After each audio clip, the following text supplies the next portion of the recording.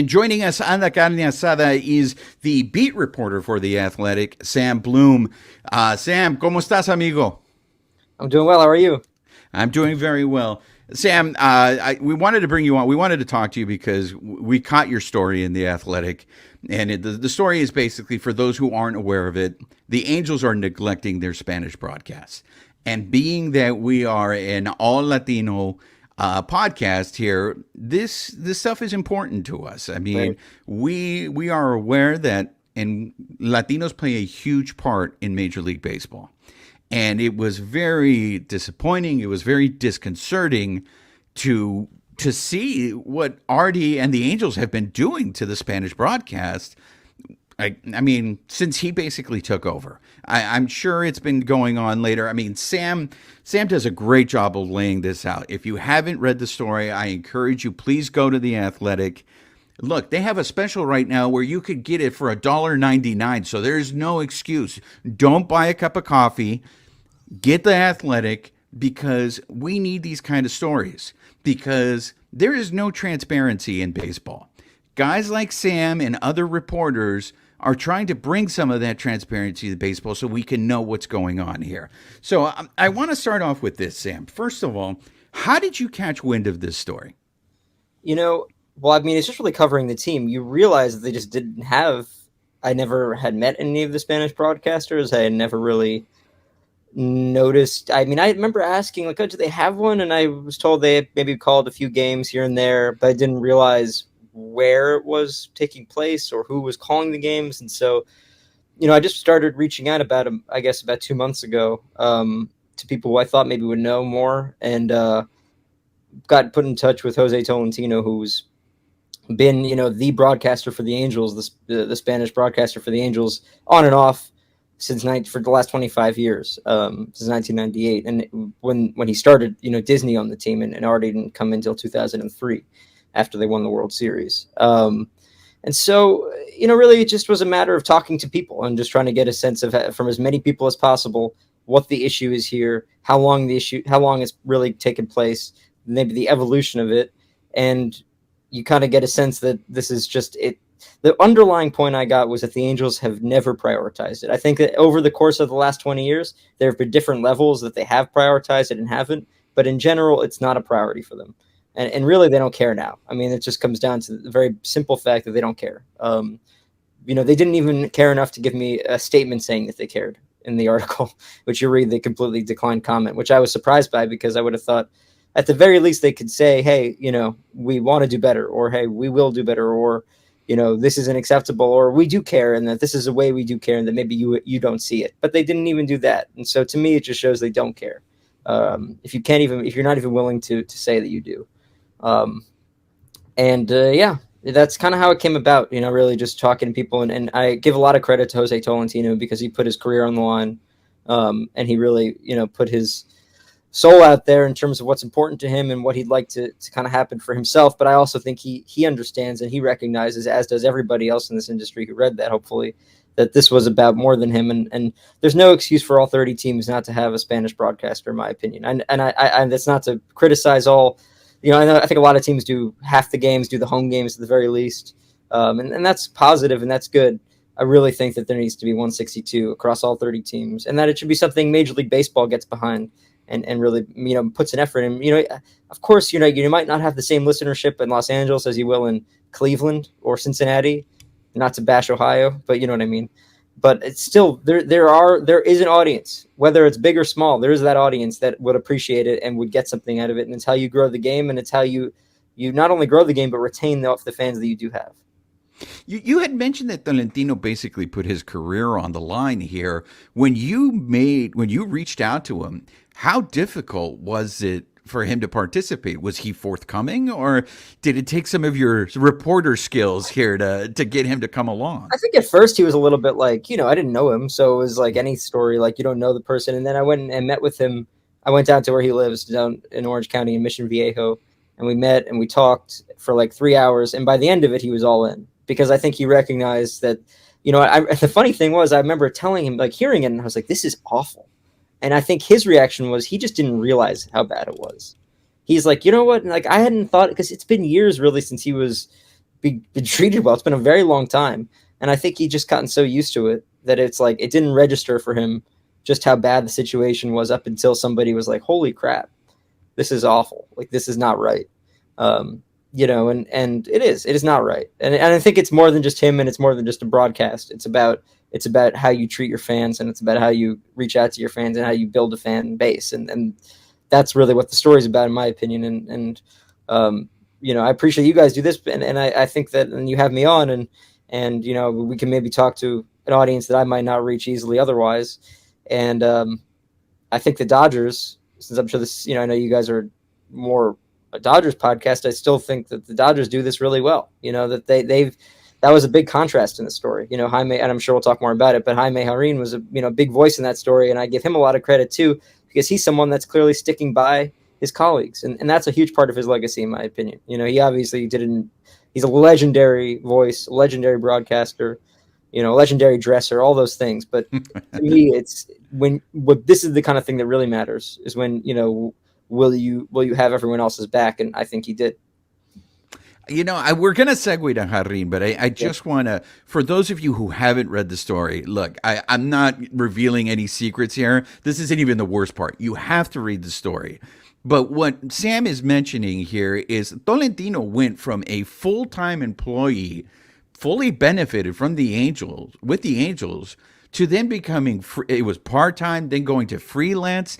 They were making him broadcast games from a closet in Angel Stadium because, correct me if I'm wrong on this, Sam, they had no room for him to broadcast in the stadium from where the traditional English language broadcasts take place. Yeah, I mean, in 2013 they basically got rid of like where the press box had been, put a club there, and then they moved all the media upstairs to like these various booths.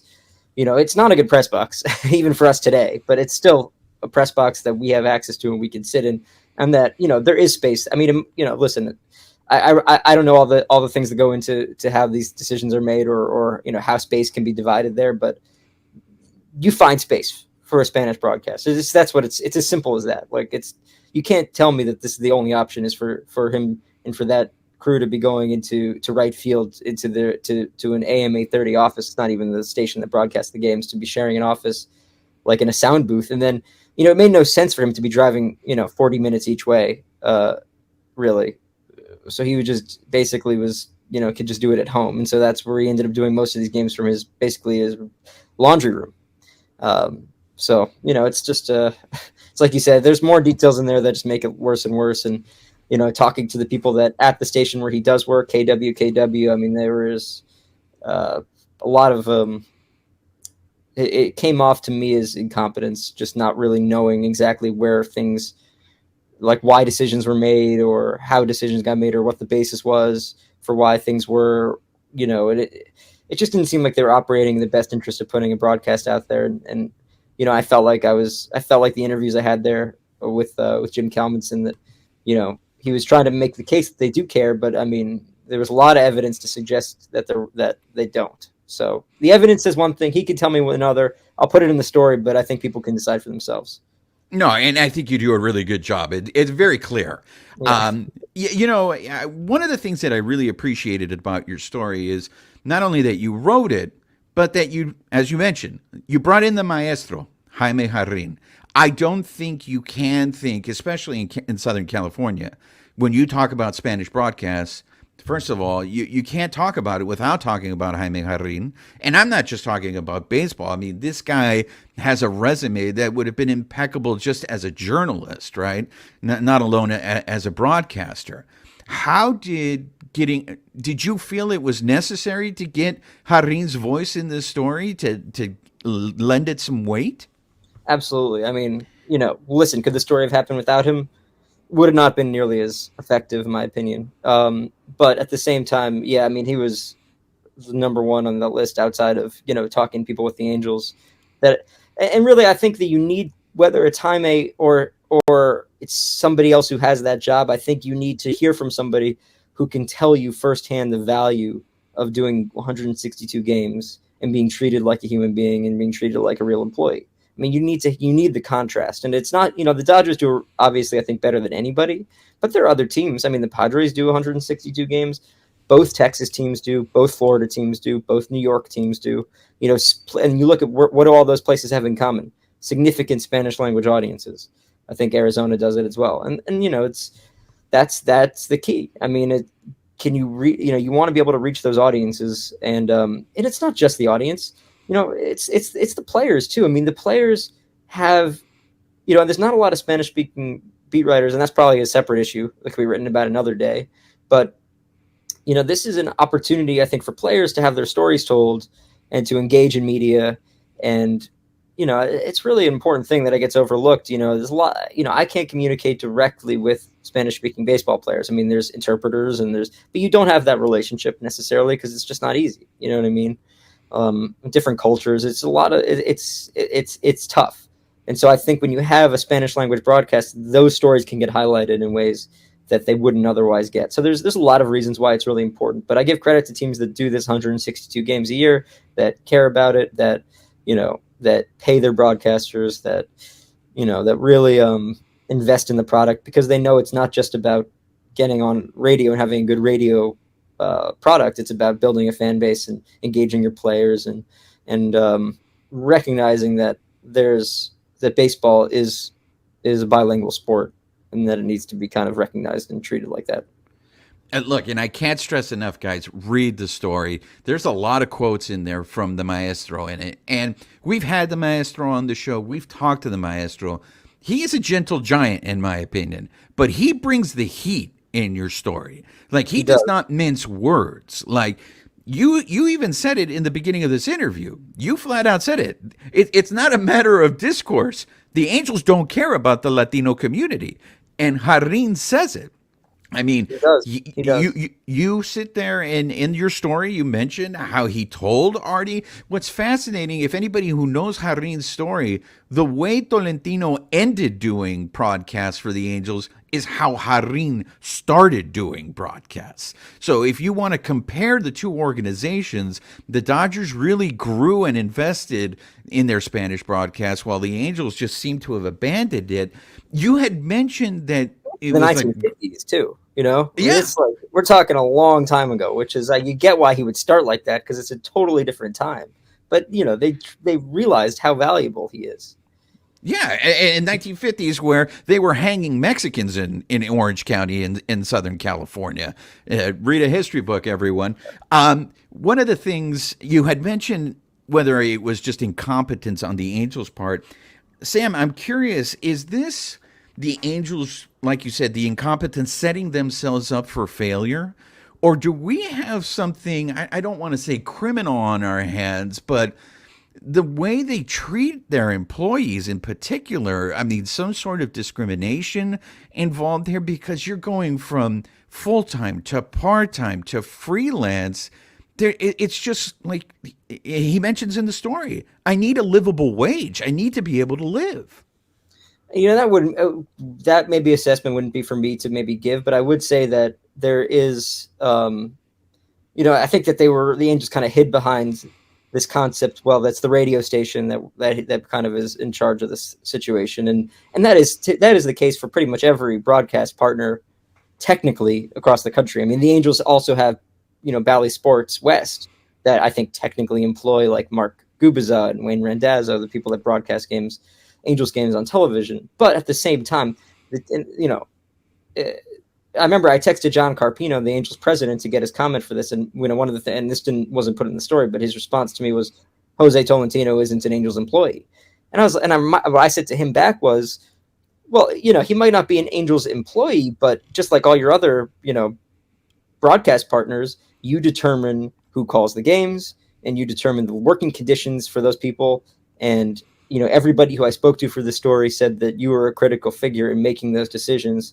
and then upper management with the Angels was in charge of that. So this is, that's the gist of the story. Whether or not you have a technicality that he's, technically getting paid by KW, who's your broadcast partner, I don't think is very relevant. And it's also, if you want to do better, you could do better. That's the bottom line here. It's, so I wouldn't be able to say if it's, criminal or if there's discrimination involved. I just think that when it comes to the Angels, this is reflective of why they don't win. I don't think there's not a direct through line with Spanish broadcasts and winning baseball games, but I do think that if you take a step back and you say, hey, why don't the Angels win baseball games? It comes down to how they invest their money, what they do and don't invest in. The Angels are very, very focused on having shiny objects like, high priced free agent players that might sell tickets for a few months or a few weeks, and then they realize the team's not winning because the rest of the roster hasn't been built up. They wonder why they don't develop players to reach the major leagues like the Dodgers do it incredible. And I worry about Angels fans watching this and thinking, man, he's really crapping on the Angels and praising the Dodgers. But it's fair, right? It's fair because the Dodgers win and the Angels don't. And it's because, well, look at what the Dodgers do. Look what the Astros do. Look what good organizations do. They develop prospects. And then when those prospects kind of get to the major league, maybe they can flip them. Maybe they can bring them up if there's a need. There's so many things you can do when you have good players in the minor leagues that the Angels just don't have, and it's part of why they're so thin. And it's because they didn't treat their minor leaguers well. By every account, the Dodgers treat their minor leaguers A+, at least in comparison to maybe other organizations. The Angels probably worst, or bottom 5 by every account. And I've reported on that, and I've gone to the minor leagues, facilities in the last few years, and that's I can tell you that's the case. And so it's why they don't win. And so if you don't invest in things that are important, then you're going to find yourself missing out on wins and success. And I think that's why people were so disappointed when Artie Moreno announced the other day that he wasn't selling the team, because they recognized he might he might put a lot of money into a free Shohei Ohtani free agent contract, but then what's the rest of the roster going to look like? Is it just going to be him, Trout, and Rendon all getting older on a team that already wasn't winning with them younger? I think that's the concern for Angels fans, and I think it's just not. I don't think they're always operating in the best interest of winning, and that's a shame, and I think that's why people are frustrated. You mentioned that there were people who wouldn't comment on the story, and you also mentioned, people are going to think you're crapping on the Angels. Is there a fear of retribution in that organization? Like, are you concerned writing this story that you're going to maybe lose some access, that the Angels are not going to be as welcoming towards you? No, because I tend not to worry about that anyway, just because, like, if you worry about that, then your stories are going to suck. But at the end of the day, I also think that there are probably 2 people in that organization that didn't like the article, if I had to guess. Artie Moreno and John Carpino. Mm-hmm. And then I would think that everybody else who read that, who's got, I'm not saying I'm not saying either of those people are bad human beings at heart. I don't know them personally, so I couldn't make that assessment. But I think that there's a lot of really good people that work for the Angels. And I think that they could read that story and they're human beings and they're good people, and that they would see that for what it is, and it's not right. And I think if anything, it gives you more credibility maybe when there's another story you want to write, that they hopefully know that it's going to be researched well, thoughtfully told, and done fairly. And so that's what I hope happens, and that's what I hope. Hopefully Spanish speaking players read it too. It's if they're able to. I wish we had more accessibility to write that and have it published in Spanish. But it's so the things that we have to look in the mirror too as media, and not just criticize other organizations. But it's I don't worry about that necessarily. One, like I said, because if you worry about that too much, it's going to dominate the way you think and how you cover a team. But also, I think that if anything, it helps because people agree with it. People know it. People that work in that organization probably know this a lot better than I do. Well, we're going to help you out there, Sam, because our hermanos who listen to the show, who watch the show, they're going to know what's going on here. A few more things before we wrap up. A lot of defense that I've been hearing in terms of, after reading this story, well, radio is a dying business and it's not generating revenue, and the teams are leaning more towards social media, and that's the reason why they're not investing in Spanish broadcasts. How much bullshit is that? I think it is just generally bullshit. Listen, and I heard that. I got that response several times. Well, the ratings might not be good. First off, I did ask for the ratings from both the Angels and KW, and nobody would give me an answer for that. So I don't know if the ratings are good or if they're bad. It really doesn't matter, I think. it's about cultivating an audience. Though if you put a radio broadcast on 20 times a year and you don't advertise that it's one even on, and you don't, and sometimes the games get cut off in the middle. I heard, you know what I mean, like, and it sometimes might only be in like, a certain part of Orange County or a certain part of LA County that they can even access it. You're not going to build that audience. The best way to do it is you do it every day. You can make it so that they can overlay the games maybe off the SAP option, which they used to have like on television, so you can watch the games, and it's way more accessible. Making it as accessible as possible, and then cultivating the audience. I mean, it's an important thing, and it's social media is yeah, they should do that too. I mean, there should be a lot of ways that the game's more accessible for fans. And the other thing I would say is that there are just some things that are more important than ratings or business, and this is one of them. This whether or not this makes you money or it loses you money, it's not. If I had to guess, it's a negligible drop in the bucket for what someone like Artie Moreno has and owns and makes. You just have to invest, and you have to hope that it can do well. And if it doesn't, it doesn't, and you still do it because it's just worth it sometimes to have that option for people, to have the option for fans. And it's a massive market. I mean, that's the thing that shouldn't get lost here. We're talking about Orange County and LA County.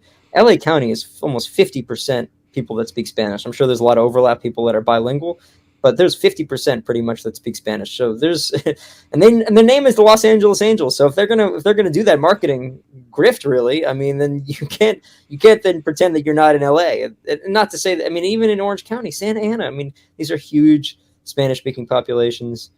A lot of people from South America, from Mexico. I mean, there's a lot of people that would benefit from being able just to have the option if they wanted it. And maybe if you do it for a few years, that becomes more popular. Like, I'm sure your first podcast here, you maybe didn't have many listeners. My first articles maybe didn't have many readers, but you keep doing it and you show your credibility and you show that there's a reason for people to keep coming back, and they eventually will. Preach, my friend, preach. You had mentioned that you had asked for the data from KWKW and you didn't get it. How hard is it to write a story when you have people who refuse to comment or they refuse to give you this information? Because I already hear it. Here's the defense. Well, our point of view wasn't included in the story. It's like, well, you guys were given the chance. Yeah, you guys just don't want to talk. Yeah, and to the Angels' credit, and KWKW, I didn't hear a word from them after this was published. I don't think anybody was mad they didn't get a chance. I mean, I emailed that guy Jim and talked to him on the phone. It was it was a whirlwind, and he told me he was too busy. I mean, that's in the story. He said he was too busy to give me the information. Specifically, I asked him how many games were broadcast last year, and I asked him that. I gave him over pretty much a month for that. I think never got it to me. So. He was too busy to do it, and that means that there probably weren't many games called. I have no way of knowing. I mean, it could have been 0 for all I know. I don't know. But what I do know is that they had every opportunity to comment, and in some cases they did comment. But to answer your question, your bigger picture question, it is tough when you don't have people, when you have people that aren't cooperating. But that's why, from my perspective, I don't go to people that I know will be probably apprehensive for like a request for comment until I have everything else, all my ducks in a row. You got to have all your ducks in a row. You have to be ready to go, and you have to not necessarily need it, but it could be a nice addition if they do give it. I would have loved to have that information in the story, but I think not having it and being able to say that they declined to give it, if anything, it just adds to the overall larger point, which is that this isn't that important for them, for either party.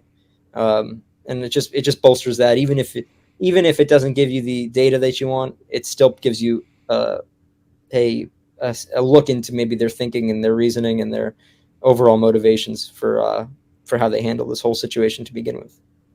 So, Sam, we had Stan Kasten on, and one of the things is when we always say to Stan, well, fans are unhappy about it, and Stan will say, well, we haven't heard anything. They're still buying tickets, right? So if they still buy tickets, that means the fans are not upset about anything.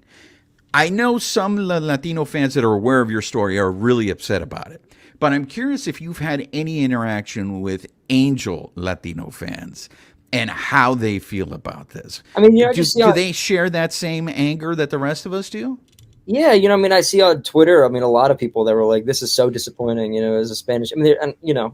there probably aren't as many Latino Angels fans out there because of these issues, and because the Dodgers have just so smartly cornered that market. And I'm sure there are things that the Dodgers fans are upset about. I think I think it's good. I mean, it's healthy for fans to feel like that they want more from the organization. But the Dodgers do a really good job of in my opinion. I've been to enough Dodgers games.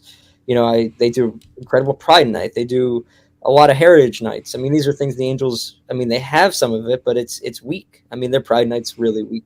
I mean, I remember they didn't really even announce it or advertise it or have any noticeable things happening in the ballpark. It's just stuff like that when you can go above and beyond it, and it's important for those fans to be able to say, I see that and I recognize it. And I mean, yeah, to answer your question, I see people responding to me on Twitter that they're really upset by it. Maybe a couple emails here and there after the story published, and it's disappointing. They deserve better, and hopefully this story puts pressure on the Angels, because that's another thing. I was hopeful that with the new ownership coming in, they would see this and they would fix it. And now there's no new ownership, so it's going to be incumbent on them to recognize where they're lacking. People make mistakes, and if this is a mistake and oversight, I think it could be forgiven if they correct it. Personally, I mean, there's some things that are tough to look past that they've already done, but you can forgive it if they make the efforts. I just don't see it happening. I mean, the fact they wouldn't even reply is pretty telling. But I'm not going to give up on that. I mean, when we get to the season, if there's nothing there, if there's no effort to be made, I'm going to keep pointing it out. It's fair game. It's great to hear, Sam. I mean, look, this story to me evolved. We initially wanted to talk to you about the Spanish broadcast, and then there was that bombshell that dropped that he's not selling the team. And it sounds like there's probably a lot of upset people that he's not selling the team. Could it be as simple as this?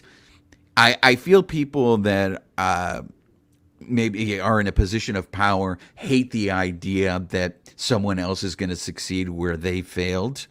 Could it be because I think you reported, or maybe someone else reported, there was a Japanese bidder on the Angels? All I know is there was an Asian bidder. Okay. I would, I mean, obviously, I think maybe you could connect the dots on some of this with Shohei being. I mean, that's the other thing, is the Angels have a full-time 162 game Japanese broadcast, and that's great. That's awesome in my opinion, and I get that should be the case, because if you go to Japan, the nation of Japan is probably mostly Angels fans, at least up. Maybe next year they'll all be Dodgers fans. We'll see. Or maybe wow, I didn't know that, Sam. That makes it even more upsetting to me that they are willing to invest. And I get it. Business-wise, it makes sense that they're willing to invest.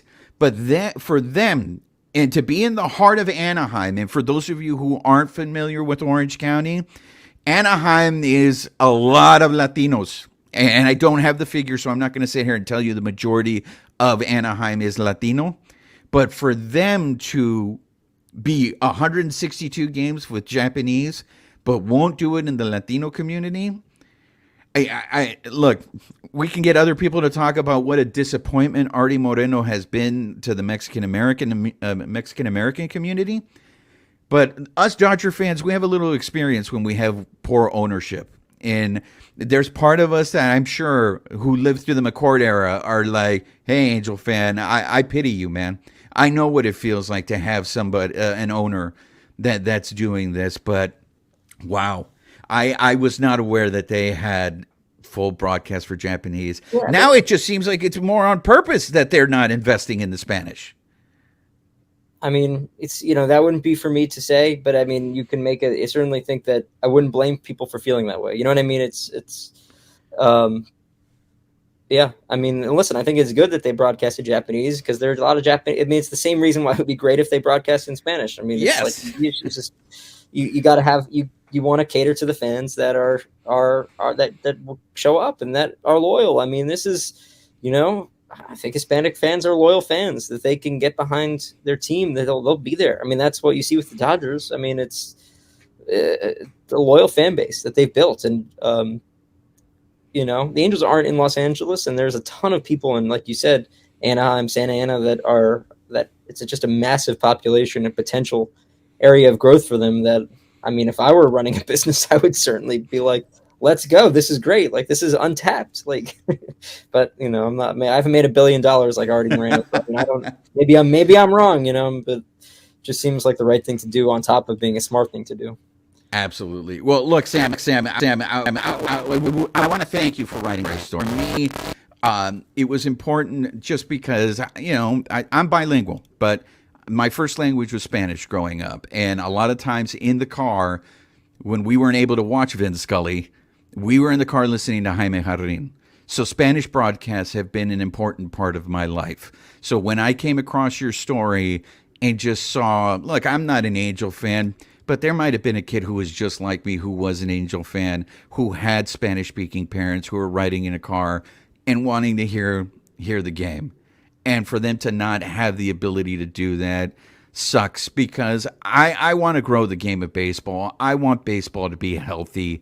And I think any kind, like you said, whether it's Japanese or whatever foreign language, growing the game, I think is important, and it's a responsibility of owners. So, look, congratulations on the story, man. Thank you for coming on the show and giving us some time. I know we went over, but no, I love it. This was really fun. So thanks. Anytime, if I can ever have anything else interesting going on, let me know. I'm happy to come back on. Hey, whether you like it or not, you have officially become a friend of the Carne Asada, Sam. So we're gonna let you go with this one. We need to know, since you're a friend now, what's your favorite taco and where do you go to get that taco? Yeah, I honestly, I don't. I'm not a huge taco. Oh, Sam, it was going so well, Sam. It was going so well. That's not. I wouldn't. I don't have like a favorite spot or anything, so okay. I don't want to insult anybody here by giving a horrible answer. Good answer, Sam. Good answer. So there you have it. There you have it. It goes. So for those of you who still haven't subscribed to The Athletic, I'm telling you, you can get it for $1.99. I saw the offer. Subscribe. We need to support journalism, and especially in sports, to be able to hold these people accountable. Sam, can you let everyone know your handle? Where can we follow you on the social medias? Where can we get more information? And for those Angel fans who have stumbled across this, Sam will give you all the Angels news you need to know. Well, hopefully people still want to follow me after my last answer. You can follow me at Sam Blum 3, just the number 3 on Twitter. That's the best place. A lot of updates there, and hopefully more information on this to come, in the coming months. And obviously, I agree with you. Subscribe to The Athletic. There's always a good deal. I mean, it's a good offer. You get, not just me, it's everybody. It's all, pretty much every sport, every team. So it's a good offer. All right. Thanks a lot, Sam. Appreciate it. Thanks for having me on. I appreciate it. I'll talk to you guys later.